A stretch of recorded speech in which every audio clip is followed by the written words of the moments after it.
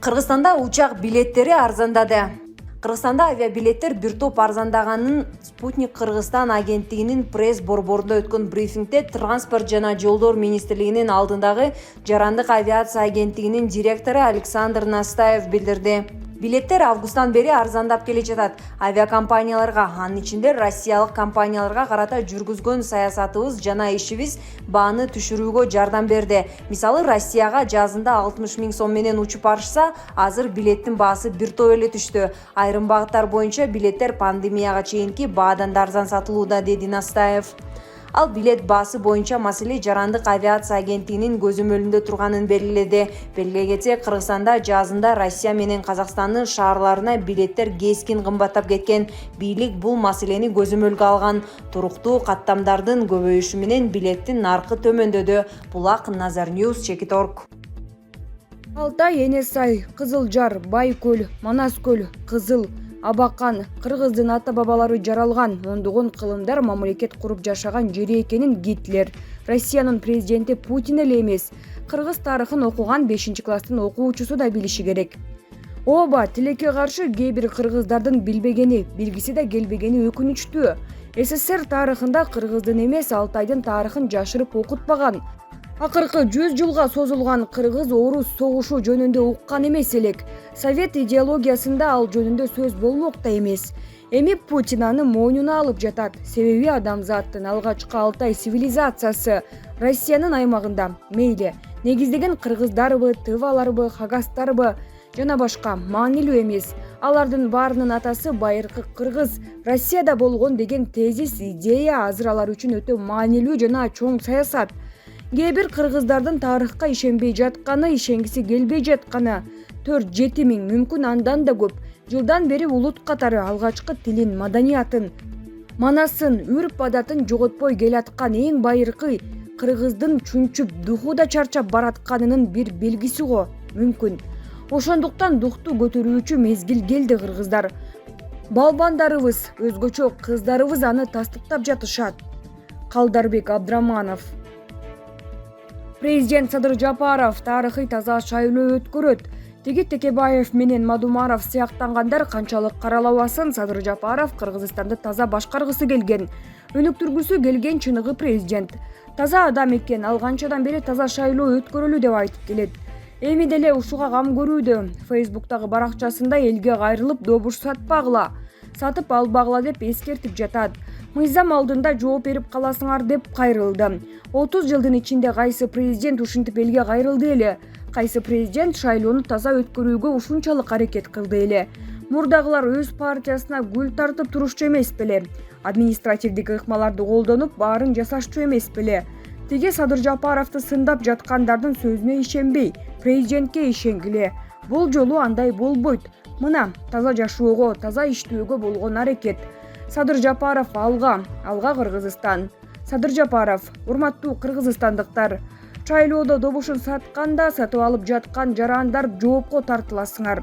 1,5 жылдан 2,5 жылга чейин соттолуп кетесиңер. Жазык кодексинде ушундай берене бар. Ошондуктан шайлоочулар добушуңарды сатпагыла, талапкерлер сатып албагыла.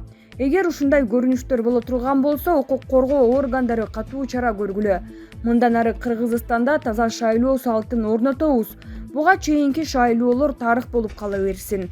Кыргыз Республикасынын жазык кодекси 192 берене шайлоочуларды сатып алуу, шайлоо өткөрүү мезгилинде акчалай каражаттарды төлөп берүү же болбосо таратуу, материалдык баалуулуктарды тапшыруу же кандайдыр бир кызматты же башка байгерчиликти алууга өбөлгө түзүү жолу менен шайлоочуларды сатып алуу 4-категориядагы айыппул салууга жазаланат.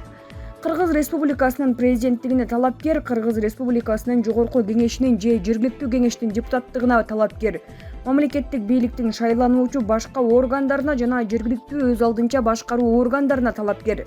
Ошого тете талапкердин жубайы, жакын туугандары жана ыйгарым укуктуу өкүлдөрү, ишенимдүү адамдары тарабынан жасалган ошол эле жосун 5-категориядагы айыппул салууга же 1-категориядагы эркиндигинен ажыратууга жазаланат.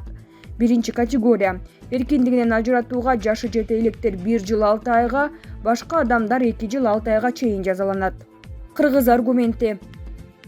Кыргызстандык аскерлер Тажикстанда өткөн машыгууларга катышты. Ички иштер министринин орун басары Октябрь Урманбетов баштаган аскерлер Тажикстандын Фахробод аскердик полигонунда өткөн Кобальт 2021 атайын тактикалык машыгуусуна катышты. Жамааттык коопсуздук келишим уюмунун куралдуу күчтөрү катышкан машыгууга Кыргызстандан ИИМден Шер атайын даярдыктагы отряды, Шумкар атайын багыттагы полку барды.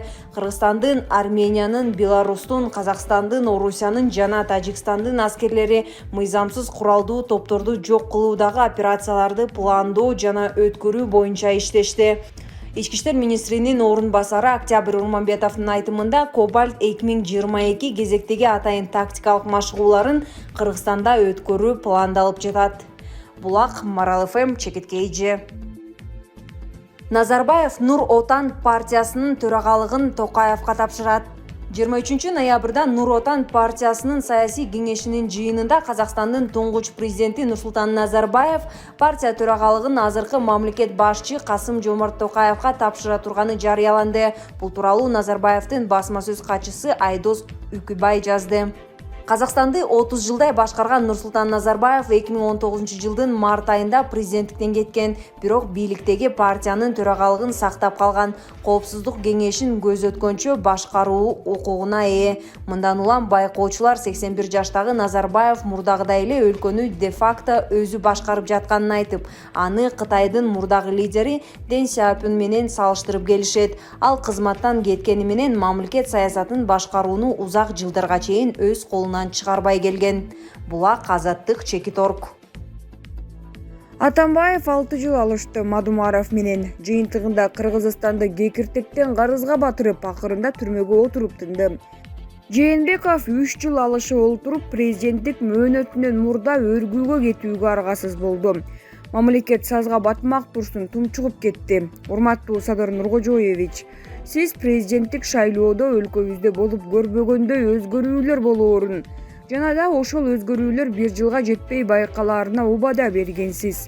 Эл сизден Мадумаров менен күрөшүүнү эмес, өлкөнүн кризистен чыгарууңузду, экономиканы өнүктүрүүңүздү күтүп жатат. Убада берген 1 жылда өттү эсебе. Тегебаев камактан чыкса өнүгөбүз дедик, чыкты, өнүкпөдүк. Атамбаев камалса өнүгөбүз дедик, камалды, өнүкпөдүк. Жээнбеков кетсе өнүгөбүз дедик, кетти, өнүкпөдүк. Ар бир келген президенттер Мадумаровду шыбап, жала жаап келишти, өнүкпөдүк. Демек куру доомат, жалган жала менен өлкө өнүкпөйт экен. Аны баарыбыз көрдүк. Убакыттын берекеси кеткен азыр. Көз ачып жумганча 6 жыл дагы өтүп кетет. Бул дүйнө кайтаар дүйнө. Бирөөгө таш атсаң, эртеси өзүңө дагы таш атышат. Бирөөгө кордук көрсөтсөң, ошол кордукту көрмөйүнчө өтпөйсүң. Бул жалгандан. Качандыр бир фараон дагы өзүн кудай сезген. Бийлик, байлык, мансап колдун кири. Кечээ эле тар бөлмөдөн чыга албай отурган адам бүгүн бүтүндөй бир өлкөнү башкарып отурат. Кечээ эле эл башкарып, оозунан көк түтүн чыгып жаткан адам тар бөлмөдөн чыга албай отурат. Адам пенде, инсан качан гана адилеттүү болот, мына ошондо гана элинин алдында жүзү жарык болот. Жашоо бумеранг. Асылбек Айтиев. Жүзүм ташып барган 50-гө жакын тажик жүк унаасы Орусияга кире албай турат. Тажикстандан Орусияга жүзүм ташып барган 50-гө жакын унаа 10 күндөн бери Сагарчин, Оренбург жана Троицкий, Челябинск бажы бекеттеринен өтө албай турат. Орусияга 20 тонна жүзүм менен барган Абубакыр Ашуралиев айттуу айдоочунун айтымында, орус чыгарачылары 15 унаанын жүгүн түшүрүп текшеришкен, бирок алар да өткөрүлгөн эмес. Сыртта суук, кар жаап жатат. Суткалап унаанын ичинде отуруп күтүүгө аргасыз болуудабыз, деди ал. Орусиянын бажы кызматынын расмий сайтындагы маалыматка ылайык, мекеме 16-17 ноябрь күндөрү тыюу салынган. Аткезчилик менен алынып келинген жана маркировка кылынбаган товарлардын өлкө аймагына кирүүсүнө жол бербөө максатында орус-казак чегарасына жакын жерде атайын операция жүргүзгөн. Бирок сайттагы билдирүүдө тажик жүк ташуучу унаалары тууралуу эч нерсе жазылган эмес. Айдоочулардын айтымында бажы кызматкерлери ноябрдын башында Өзбекстандын аймагында Тажикстандан Орусияга жүзүм ташып келаткан унаалардын биринен 200 килограммга жакын баңгизат табылганын, тажик унаалары ушуга байланыштуу өткөрүлбөй жатканын билдиришкен. Ал ортодо Тажикстандын Уфа шаарындагы башкы консулу Саид Эмом бул кырдаал боюнча маалыматы бар экенин, учурда маселени чечүүнүн үстүнөн иштеп жатышканын айтты. Булак, Говори Чекит ТВ.